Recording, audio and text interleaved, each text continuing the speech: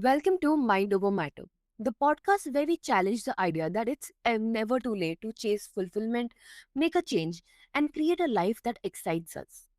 Today, I'm joined by Shannon Russell, a career transition and business coach, author, speaker, and host of the Second Act Success Career podcast. Shannon empowers women to leave unfulfilling careers and build purpose driven businesses. She knows this journey firsthand. After 16 years as a TV producer in New York and LA, she walked away to start her own business, design a career on her terms, and be more present for her children. Now, through her book, Start Your Second Act: How to Change Careers, Launch a Business, and Create Your Best Life, she is helping others take control of their own transitions. So, if you ever felt stuck, unfulfilled, or ready for a change but unsure where to start, this conversation is for you. So let's dive in. Shannon, you went from producing major TV shows to completely shifting careers. What was the moment you knew it was time for a change? Oh, that's a good question. For me, it really was a specific moment. I was 8 months pregnant, running through the Times Square, New York City subway station, trying to catch my bus home so that I could pick my 3-year-old up from daycare. And so it was just that stress in that moment of saying, I think I've had it. I think the hustle and bustle of television was enough for me, and I had accomplished that. And I realized I just didn't want to have that stress anymore of trying to be a present mom while also traveling and working really long hours. So it was in that moment that I said, okay, something has to give, and I need to start my second act. Mm-hmm. Makes sense. So, how do you know when it's time to pivot versus when you just need a break? Yeah, I think that's a great question too, because I think sometimes a break is good. And I think sometimes if we can take that moment, that pause to turn inward and ask ourselves, are we okay? Are we happy? Are we um, fulfilled in this moment? Or if not, then let's start listening to those signs that our body is telling us that it is time to maybe make a little adjustment. Not something super massive, but just to pay attention to how we're feeling and what we're thinking so that we can make sure that we are living fulfilling lives and we're happy and we're not just going through the motions. So I think when you start to really think and ask yourself those questions, you start to realize, okay, this is something a little bit more than just needing a break. This is needing a change of pace moving forward. Mm-hmm. It's so important to recognize when something isn't just a rough patch, but a sign that we need to move forward. Oh, yeah, and I think, that's true because a rough patch, we all have those. We have those ups and downs all the time, but to realize, like, "Okay, I'm really feeling stuck, I'm feeling misaligned, I'm feeling like I can't be the best version of myself in this current situation, so let me think about my options," and just allow yourself that space to do the research, think outside of the box, and think about what it is that you would want to do if you really wanted to make a pivot for yourself. And just exploring those options can sometimes be the space that we need to feel alive again and to feel like there is hope. So yeah, I really encourage people to just let yourself daydream a little and think about what else you could possibly do to make yourself a little bit happier. Mm-hmm. Right. A lot of people stay stuck in careers because they think they're too old to start over. What's your message to someone who feels like it's too late to change? Honestly, I think you can start over at any age. If you think about it, we choose our career path when we're 20. We choose it as teenagers, early 20s. And then as life evolves and the decades pass, we realize, okay, this might not align with where we are in this stage of life. And so that's okay to realize that it just doesn't fit anymore. I loved my career. I loved everything about it, but it didn't align with my stage of life where I was a mom to 2 little kids, and I just needed to be with them. And so I think you can change whether it comes, at a point when you do start having a family or when you realize you have a partner or, older parents to take care of, whatever the situation is, that might be your time to change. Or it might be when you're in your 50s or 60s or 70s and you're thinking about retiring and not wanting to give up work, but to try something new. I had a client recently who was 60, and that's when she realized she wanted to start her own business. So honestly, I think you can change careers and pivot at any age. Mm-hmm. Absolutely. So, have you worked with someone who made a major career shift later in life and completely transformed their happiness? Yes, it's that person I just mentioned. So she Mm. came to me when she was 60. She had just been divorced, and she realized that she had spent her whole life helping her husband with his medical practice and his career. And here she was divorced, 60 years old, and realizing she wanted something for herself. And she had been through a lot of health issues, and she had to be sugar free and gluten free, and she had recovered from cancer. And through this process, she started learning how to bake and cook the way she needed to for her own health. And she started getting her own certifications in nutrition and coaching so that she could help others be healthier and enjoy the foods that they love. And so she built a business baking sugar free, vegan, gluten free for other people so that other people could enjoy the sweets in life that she loved to enjoy in the ways that they needed to. So now she has this baking business where she bakes cakes and sells them to restaurants, and restaurants serve them, and she sells them to individual clients as well and customers. So, yeah, I think that's a really amazing story to show that you can change and learn and, evolve at really any age and any stage of life. Mm-hmm. I love that. Age isn't a limitation, it's just a number. The only real obstacle is staying where you don't belong. Yeah, I think it's really knowing that, we should be blessed the older that we get, and that we should evolve and figure out what is important to us at that stage of life, and to be a lifelong learner, right? And to keep learning about how you can better yourself as a person in this one life that we get and making the most of it. Mm-hmm. Absolutely. So, leaving a secure job can be terrifying. What's the best way to navigate the fear and uncertainty that comes with making a big career shift? Honestly, I think that research equals confidence. So the more you research this second act of yours, this new career field, this business you want to open, whatever it is, I think the more you research, the more confident you become with that idea. And so what I suggest is to really take those ideas that are in your head and write them down on paper. And it can be as wild as anything. Just write them down and start researching what that role looks like and what that day to day in that job looks like. And you can do that by reaching out to people on LinkedIn, people that you know in your circles that may be already working in that industry or already have that job title or have a business similar to the one that you're thinking about. And then as you learn more about it, you might be able to say, you know what, this isn't really perfect for me. I'm going to cross this off my list and try the next option.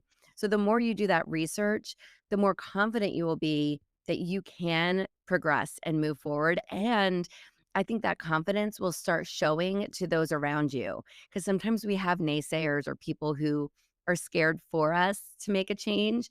But the more confident we are, the more we will project that to them and then make people around us more confident as well. Excuse, excuse me, as well. Mm-hmm. Absolutely.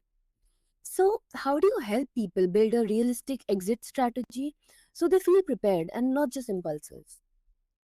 Yeah, what I like to do is work with my clients to, especially if they're leaving a job and thinking about venturing into a business or trying to find a new field that they're going to feel more fulfilled in. What we'll do is we'll look at their list of skills. And so we'll write down everything that they are good at or that they've done either in their current job or past roles and write those down and really admire the list of skills and experiences because a lot of times we're so close to what we do that we don't appreciate it. We think, oh, anyone can do this. But when you really start examining that list of skills, you realize, wow, I can really use these skills and have them transfer to my second act. So by looking at that list of skills and then asking also, what do you want to do? as you move forward and what do you not? Because a lot of times, too, we can be really good at something like, say, numbers, for example. You might be great with budgets, but you may no longer want to do that in your second act. And that's okay as well, because you are allowed, I think, when you're making a pivot to be a little choosy. So I think what is best is when I sit down with clients, we really appreciate where they are now, where they've come from, look at what the options are that they're researching for their second act, and really seeing how everything transfers to make sure that they're making a leap with all the education and confidence that they need.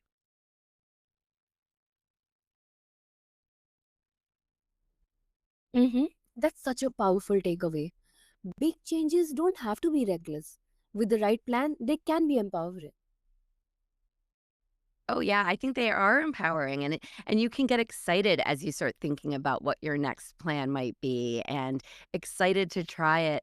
And what's an important another takeaway I think is that we can try something and maybe it doesn't feel right. Maybe we tried it, the grass wasn't greener and we want to go back to where we were. And I think that's okay too, but at least you'll never have that regret of never trying it.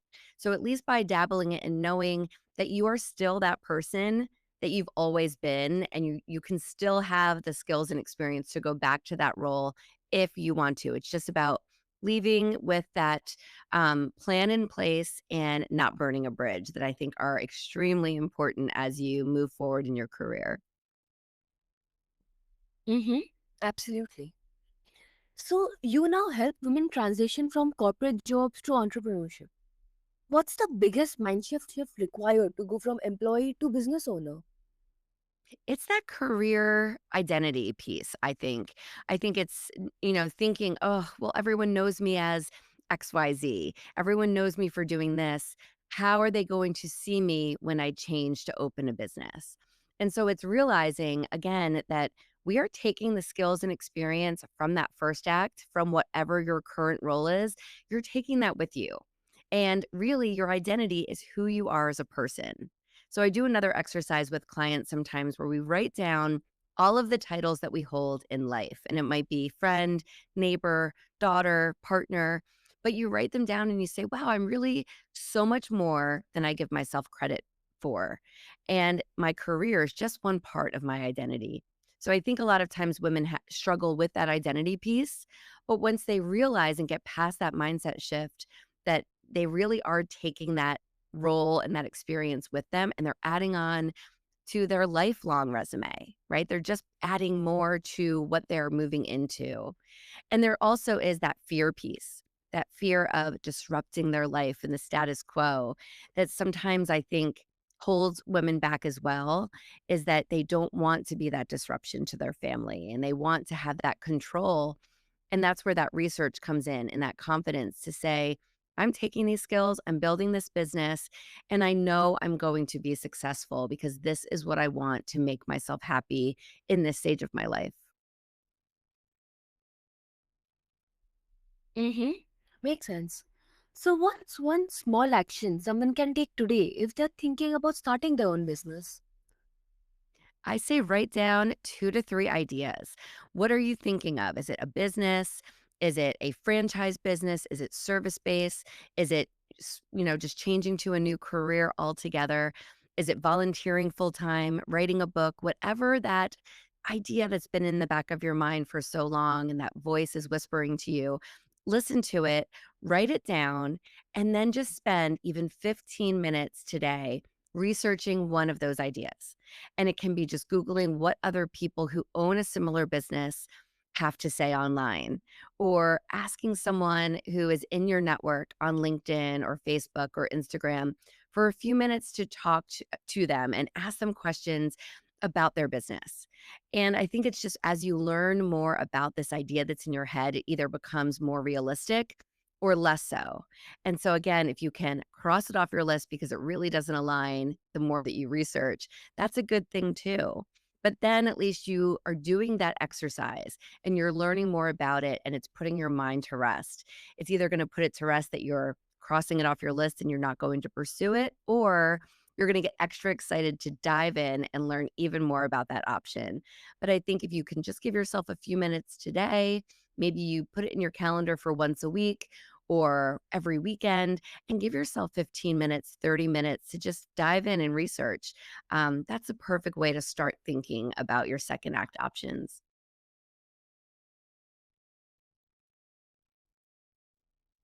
Mm-hmm. That's such an eye opener. Entrepreneurship isn't about knowing everything, it's about starting anyway. Yeah, for real. It's really about starting and seeing what happens. It's kind of that next adventure, and that challenge. And I think what happens as entrepreneurs is you really end up amazing yourself and seeing, wow, I can accomplish that. And that just lights such a fire under you to keep going. Mm-hmm. 100%. So, for someone listening who knows they're meant for more but doesn't know what that looks like, what's the first step towards discovering their second act? Yeah, it's really allowing yourself the first, just turning inward, whether it's sitting in your car for a few extra minutes before you go inside the house or sitting before you go to bed and journaling some ideas, just asking yourself how you feel. And I don't want anyone, my clients or anyone in general, to dread the next day and have those Sunday scaries about work on a Monday morning. You want to feel excited to get out of bed and enjoy what you're doing. And it's not always perfect, but you want to at least aim for that in life, I think, and aim for work that you feel either lights you up or you're giving back to others. And preferably, you want both, right? You want to feel like you're doing work that makes you happy, fills your heart, and then also serves others. And if you can do that, you're going to have that second act success as you keep moving forward in life. So, knowing, I think, just that you can take that pause and ask yourself and then really follow that feeling. And by following that feeling, it's doing the research, it's, asking other people, it's getting as much information as you can that will lead you to that confidence to want to take that leap. I always say learn before you leap. And when you do that, you are destined for success at that point, I think. Mm-hmm. Absolutely. So, how can people start defining success on their own terms instead of what society tells them? Ooh, that's such a great question. I often tell people or suggest that they think about their priorities and what I call the non negotiables. So, success to you is what you make it and what you want. And that's where that pausing to turn inward and have that inner conversation helps. And if you're thinking about making a shift, think about your non negotiables. Think about those things that you're not willing to give up in this second act. So for me, it was not wanting long hours and traveling and missing first birthdays and Halloweens. I wanted to be more present with my kids. So my priority was to be there at 3 o'clock when I was picking them up from school or the bus was dropping them off. I wanted to be there in the evenings to make dinner. And so for me, when I thought about what my second act was, I made sure that my non-negotiables, which was, being there for my kids, was at the heart of my decision. That was my why and wanting to make a change.